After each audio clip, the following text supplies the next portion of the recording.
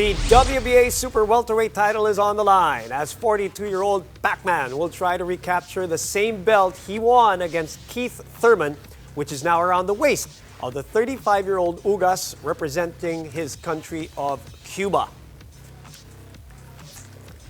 And joining us for our pre-fight breakdown, we welcome back boxing analyst Attorney Ed Tolentino. Attorney, good evening. Good evening po. Good evening, Boom. Good evening, Billy. Hello. And good evening sa inyo lahat. Okay, Attorney, let's get into it right away. A couple of things that we clearly see, and we've heard that Ugas is far less experienced, and this will be his biggest paycheck, his biggest, fight of his career. But that can be a dangerous thing, as you know. Let us know more about the opponent we're facing this weekend. How dangerous is he? Well, Yordenis Ugas, sabi nga natin, is a last-minute substitute. But bear in mind that he is the defending champion in this title fight. He's the younger fighter, he's the stronger fighter, and in my opinion, he is also the hungrier fighter given his background. Now, Ugas has this counter-punching style. He has a strong overhand right, which in the opinion of many is the ideal weapon for a southpaw aggressive fighter like Manny Pacquiao.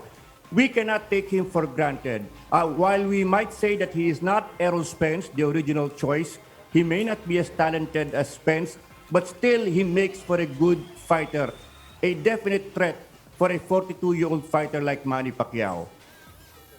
Now, Attorney, Manny did mention kahapon sa kanyang press conference that his team was not too concerned about the short notice adjustment to an orthodox fighter since he's been doing this or he's been fighting against them his entire career. So what can you say will Manny's strategy be in his fight against Yordenis Ugas? Well, tama naman si Manny Pacquiao, hindi major adjustment kasi unang-una, sanay siyang lumaban sa isang right-hander. He was training for Errol Spence, who was a southpaw or a left-hander. That is a more difficult fight.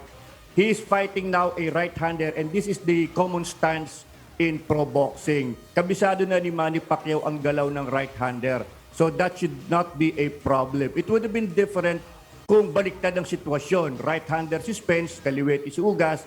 Yan ang mas mahirap, masyadong bitin o kulang oras to adjust to a southpaw style. But Manny Pacquiao, he has been exposed to different kinds of styles.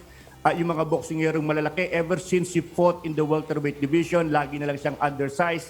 So sanay na siya lumaban sa malalaki.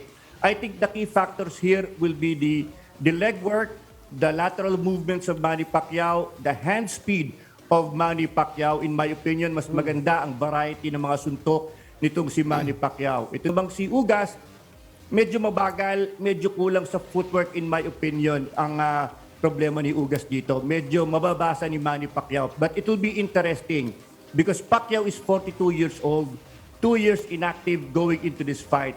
And I see a long-distance fight. Baka pumasok ito ng 12 rounds. So will the 42-year-old legs of Manny Pacquiao hold up against the younger Yordenis Ugas? A lot of adjustments, but people are still banking on a clinical performance by Manny Pacquiao. Okay, Attorney, before we let you go, I have a two-part question for you. First, malaking topic din sa conversation at sa mga press conference, sa mga interviews, is will it be Manny Pacquiao's last fight? I want to get your opinion on that. And the second part of that question is, who is winning the fight and how? Well, first, at age 42, every fight ni Manny Pacquiao ngayon could be his swan song. Okay? Klarado yan kasi he is already defying father time Kung matatalo siya kay Ugas ng masama, palagay ko, doon, maaaring tapos na ang kanyang career. But if he wins impressively, palagay ko, meron pang laban. He said he wants Spence, he wants Terence Crawford, and also he wants a farewell fight dito sa Pilipinas.